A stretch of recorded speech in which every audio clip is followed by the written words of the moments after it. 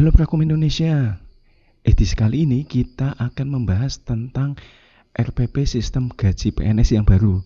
Seperti apa pembahasannya? Kita simak video berikut ini.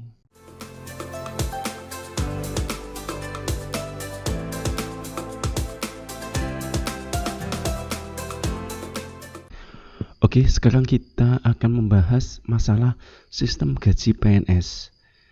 Sistem gaji PNS baru-baru ini akan dirubah sistemnya ya oleh pemerintah, di mana nanti teman-teman akan mendapatkan gaji yang lebih baik lagi, yang lebih besar dibandingkan dengan sistem gaji yang sekarang.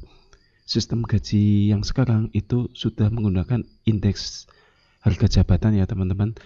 Jadi bagi teman-teman yang fungsional peranata komputer, ini akan sedikit lebih tinggi dibandingkan tenaga pelaksana biasa. Oke, kita bahas saja bagaimana sih sistem gaji PNS itu. Untuk sistem gaji PNS yang lama itu terdiri dari gaji pokok, tunjangan jabatan, tunjangan istri atau suami, tunjangan anak, tunjangan beras, dan lain-lain. Di samping itu, PNS juga akan mendapatkan tunjangan kinerja, atau kalau di daerah itu mendapatkan tunjangan kinerja daerah atau tamsil, tambahan penghasilan, atau TTP, tunjangan tambahan penghasilan. Nah, dengan adanya sistem baru ini nanti akan dirubah ya teman-teman.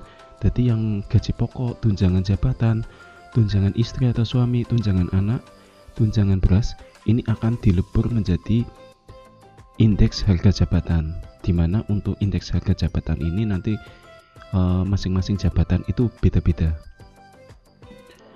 Nah, untuk yang tunjangan anak juga, misalkan teman-teman yang single ataupun yang berkeluarga itu sama aja, nanti berdasarkan indeks harga jabatan, tidak lagi mengacu tunjangan anak ya.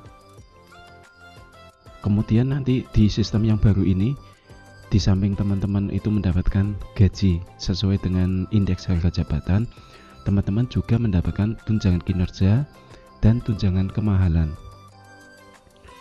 Nah, ini sebagai ilustrasi aja.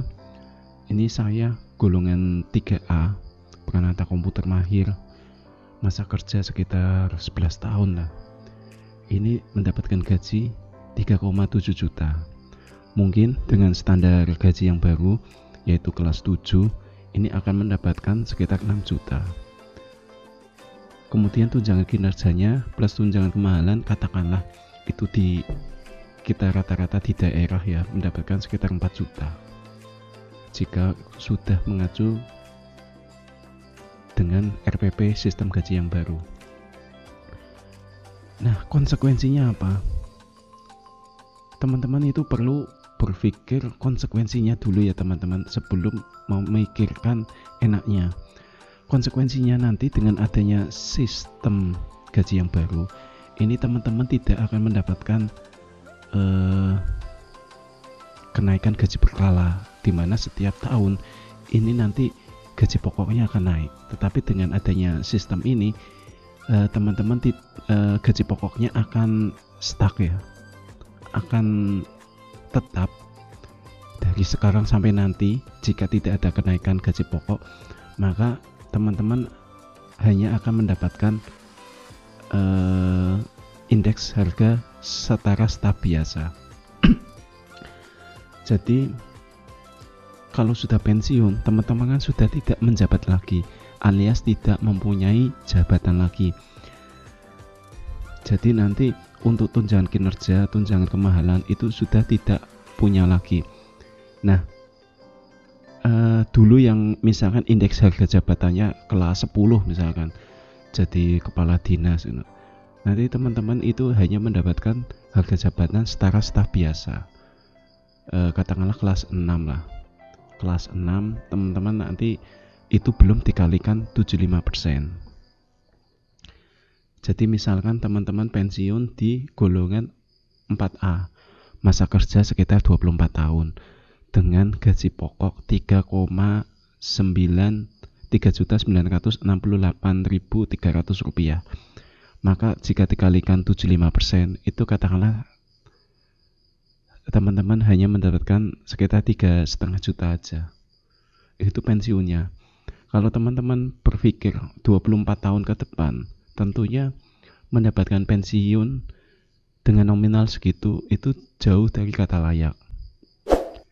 Namun teman-teman juga perlu waspada untuk angkatan 2000 mulai 2018 2019 itu teman-teman tidak mendapatkan pensiun lagi, melainkan hanya mendapatkan uang pesangon. Seperti itu. Nah, bagaimana dengan tunjangan kinerjanya?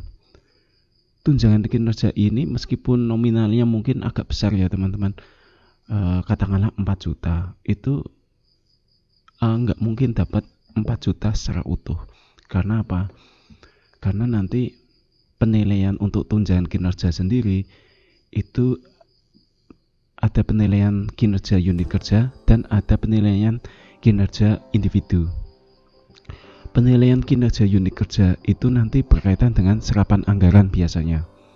Jadi misalkan serapan anggaran bulan ini itu hanya 75%, maka teman-teman nanti di bulan berikutnya tunjangan kinerjanya akan dipotong sekitar 5-10%. Karena karena kinerja unit kerjanya tidak mencapai target. Begitu juga di kinerja individu. Kinerja individu itu terdiri dari presensi harian dan capaian kinerja individu. Nah, untuk presensi kehadiran ini karena sudah menggunakan absensi wajah atau sidik jari, maka jika jam kerjanya jam 7.30 dan jam pulangnya jam 16.00, maka teman-teman tidak boleh datang terlambat atau pulang lebih cepat. Jika teman-teman datang terlambat, misalkan jam 7.35, maka teman-teman ada sanksi potongan ya. Kalau di Salatiga dulu itu kalau lebih dari 7.30 itu maka akan dipotong 1% untuk absensi masuknya. Kemudian untuk absensi pulangnya, jika teman-teman sebelum jam 4 sore itu pulang, itu maka akan dipotong juga 1%. Jadi kebayangkan jika misalkan teman-teman dalam 1 bulan itu terlambat 5 kali, berarti dipotong sebesar 5%. Seperti itu. Kemudian untuk capaian kinerja itu nanti teman-teman mengisi kegiatan bekerjanya selama 1 hari dalam aplikasi e-kinerja. Nah, dalam kegiatan-kegiatan tersebut nanti ada bobotnya. Jadi kalau pekerjaan semakin berat, semakin berisiko, maka bobotnya akan semakin besar. Demikian juga sebaliknya, jika teman-teman kegiatannya hanya mengetik, hanya sebatas input data, maka kinerjanya akan sedikit. Nah, makanya dari situ teman-teman juga perlu punya skill ya. Punya skill apa yang bisa mempunyai bobot yang lebih tinggi. Misalkan teman-teman membuat SOP, teman-teman membuat video atau membuat jaringan atau membuat apalah yang bobot nilainya lebih tinggi. Itu perlu ditekankan lagi, tetapi nanti kalau sudah penerapan e-kinerja ya. Jadi seperti itu. Bagi teman-teman yang capaian kinerjanya kurang, maka akan mencari kegiatan-kegiatan lain yang sekiranya bisa menutup untuk capaian kinerjanya agar 100%. Maka tidak heran banyak pegawai yang sekarang itu pulang lembur. Apa? Karena mereka itu capaian kinerjanya belum 100%. Maka dari itu teman-teman dari sekarang nanti pelajari juga kira-kira pekerjaan apa aja yang bobot kinerjanya itu besar. Jadi teman-teman nggak perlu ngoyo sampai larut malam untuk mendapatkan itu. Nah, tunjangan kinerja ini nominalnya itu berbeda-beda ya tiap instansi. Apalagi bagi yang di Pemda itu nominalnya tergantung kemampuan APBD daerah masing-masing. Jadi misalkan ada daerah yang APBD-nya besar, ada daerah yang APBD-nya kecil, ada daerah yang APBD-nya besar, namun karena untuk tujuan pembangunan yang lebih besar, maka belanja pegawainya dikurangi, itu juga ada. Sehingga berpengaruh pada tunjangan kinerja yang sedikit. Jadi tiap instansi itu beda-beda ya teman-teman. Nah, kembali lagi, tadi misalkan kinerja unit kerjanya itu tidak mencapai target, kemudian kinerja individunya ada yang terlambat atau capaian kinerjanya kurang, maka teman-teman itu tidak mendapatkan tunjangan kinerja 100% ya. Jadi misalkan tadi tunjangan unit kerjanya kinerjanya berkurang, dipotong 10%. Kemudian karena teman-teman absensinya banyak yang terlambat, dipotong 5% misalkan. Kemudian capaian kinerjanya juga dipotong 5% misalkan. Jadi total ada 20%. Jadi kalau teman-teman dapat tunjangan kinerja sekitar 4 juta dikalikan 20%, sekitar 800.000, berarti teman-teman hanya menerima bersih sekitar 3,2 juta saja. Makanya saya berpesan, jadi fakta di lapangan itu sebenarnya tidak semua PNS akan menerima gaji utuh. Jadi kebanyakan itu di bawah 100%. Itu pasti. Kemudian RPP gaji ini belum tentu terrealisasi dalam waktu dekat ya teman-teman. Jadi kalau dilihat itu RPP gaji itu sebenarnya sudah dibahas 5 tahun kemarin, sampai sekarang masih berjalan seperti itu aja.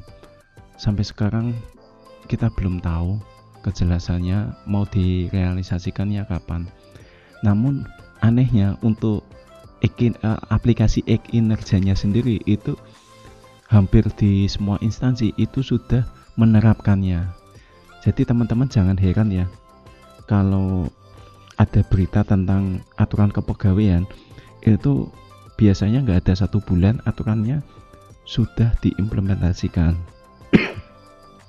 Contoh saja aturan WFH kemarin ya, nggak ada 1 minggu dari Menpan langsung diimplementasikan sampai di unit kerja.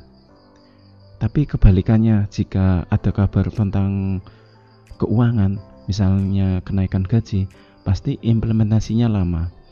Bahkan kalau RPP gaji ini sudah 5 tahun yang lalu ya teman-teman.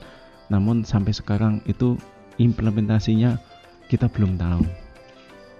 Jadi kalau teman-teman mendapatkan berita tentang RPP kenaikan gaji ya, sebaiknya nggak usah euforia ya, nggak usah senang, nggak usah terlalu berlebihan menanggapinya. Karena apa? Karena ya yang namanya kenaikan gaji itu nanti lama prosesnya, dibahas di sana sini, nanti ujung-ujungnya tulisannya disesuaikan kemampuan anggaran negara. Nanti kan teman-teman kecewa sendiri. Kemudian wejangannya apa? Jadi ketika teman-teman mendapatkan berita seperti ini, sebaiknya teman-teman untuk mengevaluasi sendiri ini dampaknya bagi masa depan teman-teman itu seperti apa. Sebagai contoh seperti tadi RPP gaji yang seperti itu menimbulkan dampak gaji pokok teman-teman itu nggak naik-naik. Karena apa? Biasanya itu dengan sistem lama itu teman-teman mendapatkan sistem kenaikan gaji berkala. Namun dengan adanya sistem yang itu teman-teman nggak dapat kenaikan gaji berkala. Otomatis nanti ketika pensiun teman-teman hanya mendapatkan gaji pokoknya saja. Nah, saya juga berpesan teman-teman itu sebaiknya meskipun gaji yang sekarang nanti akan naik fantastis ya, itu teman-teman tetap harus hidup sederhana, jangan foya-foya, apalagi berhutang ya, berhutang yang konsumtif. Misalkan teman-teman wah karena ini bisa nyicil mobil nih, nanti teman-teman beli mobil, sebaiknya jangan. Karena apa? Karena PNS biasanya kalau sudah terbelit hutang itu nanti akan susah ya, susah untuk mentasnya. Karena di beberapa bank daerah, misalkan di sini ya, itu kalau untuk melunasi itu bahkan kena penalti ya teman-teman. Teman-teman dipaksa untuk ambil kredit lagi. Ini kan nanti kapan lunasnya kalau sistem seperti itu. Jadi kalau di sini itu kalau mau melunasi itu kepotong 4% teman-teman. Jadi pikirkan lagi masa depan kalian. Kemudian kalau bisa sisihkan sebagian gajinya untuk investasi. Karena kita nggak tahu nanti masa depan kita itu seperti apa. Oke, sekian dulu ya teman-teman. Semoga bermanfaat. Jangan lupa klik like jika kalian suka dengan video ini dan share video ini ke sosial media kalian. Saya Basuki Rahmat. Salam Berakum Indonesia.